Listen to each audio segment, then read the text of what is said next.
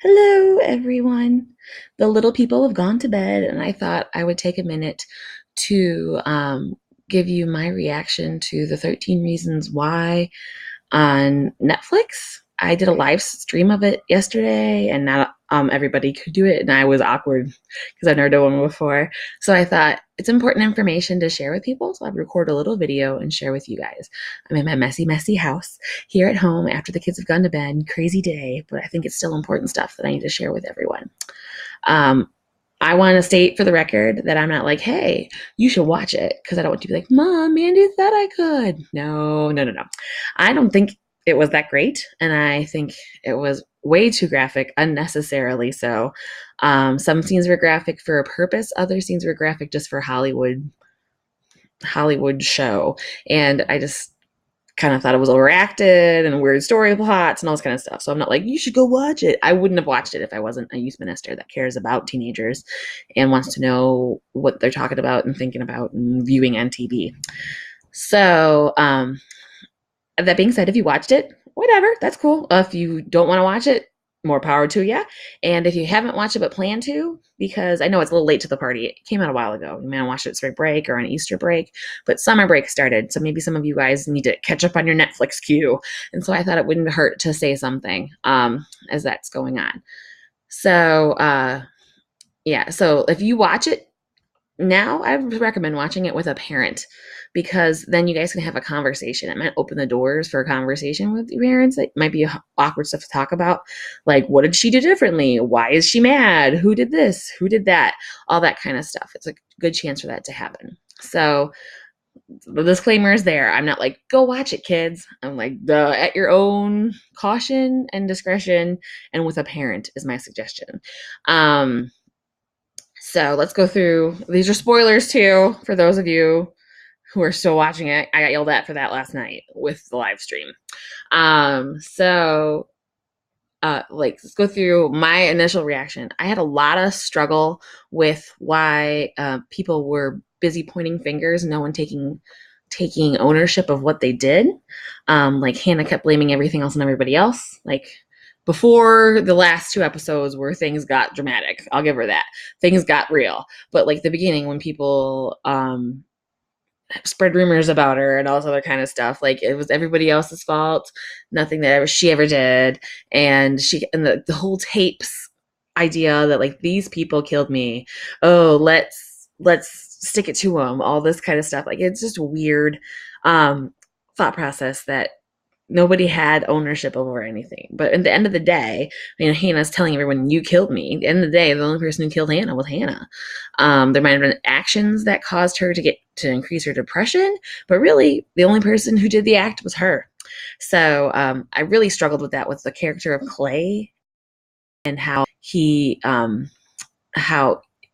was on the tapes because he was too afraid to love her. I'm like, well, that is codependent, yucky stuff. That is not a very smart idea to have that, not very healthy to have that mentality. And he was beating himself over it because he couldn't stop her. But really, she did it herself. There was nothing he could have done. He listened to her, he respected her.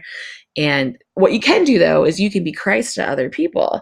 You can be nice. You can be kind. You like example of at the end of the show when Clay talks to the email girl, and kind of buds a friendship. That's something he in his control. He could be friends with people. He could step out of his comfort zone and be a kind person to other people. Along the same lines, one thing I saw and that was really sad that I think kind of captures some stuff that goes on is that none of those kids had real friends. Those kids were all very surface relationships. They knew each other's names. They grew up together. It's the one school in town, but they didn't have a true, strong friendship. They didn't have somebody who would call them to task or who would support them no matter what. They just were kind of trying to make it through. And I wonder if that's a lot to do with social media, as I'm doing this for social media, right? But I wonder that, you can, you portray one person on social media. I always kind of give the example, you walk around without shoes on, your feet get dirty. You don't take a picture of that and post it on Instagram, but you with the perfect smile and the perfect makeup, perfect hair, you'll post that life. So that's not a real realistic example of what your life really is. And they don't really know each other that well. Someone described friendship to me as walking side by side rather than facing each other. So you can face the perils of life together. So that's a good example. And I just thought that was like, they had to make effort to make real friendships, and that were worried about themselves a lot in there. One other thing that drove me bonkers with this thing is that they didn't talk to an adult. Like when Hannah had the creeper in her bushes and she didn't tell her parents, like I thought that was insane, because I would want to tell my parents so my mom would be safe and my dad would be safe. There's some dude in her bushes. And you look at the series, and if she would have went to her parents and they would have squashed that and called the cops, and there'd have been a whole lot less to be talking about. There'd have been like 2 reasons instead of 13. But like they all were trying to handle everything on their own, and that's not real. Like listening to all those kids listen to the tapes. It took 11 people to tell somebody about those tapes. It's all very interesting to me. And I want to say, I know sometimes you don't always tell your parents everything, but there's adults in your lives that care. I am one of those adults. If I've never seen you before, if I've only seen you on social media, if you see me in the pews at church, or I see you every week and we have a friendship, I care about you. If you're going through something in your life, you need to talk to someone. That's what my role is. I'm here. I represent. My job as a youth minister is to teach you about the church and also to represent Christ for you. So listen to your problems and connect to the right people. Like if you have a big issue or a little issue, like if you feel like you're not being heard at school and you're lonely and you want to talk to somebody, ta-da, I'm here. Or if there's some heavy stuff going on, you think about hurting yourself, you can talk to me and I can help you talk to your parents and get you the right help that you need. That's my job, because I care for young people. I think they're funny. I enjoy young people and like to help them make the world a better place for the future for my kids. So making it better all along.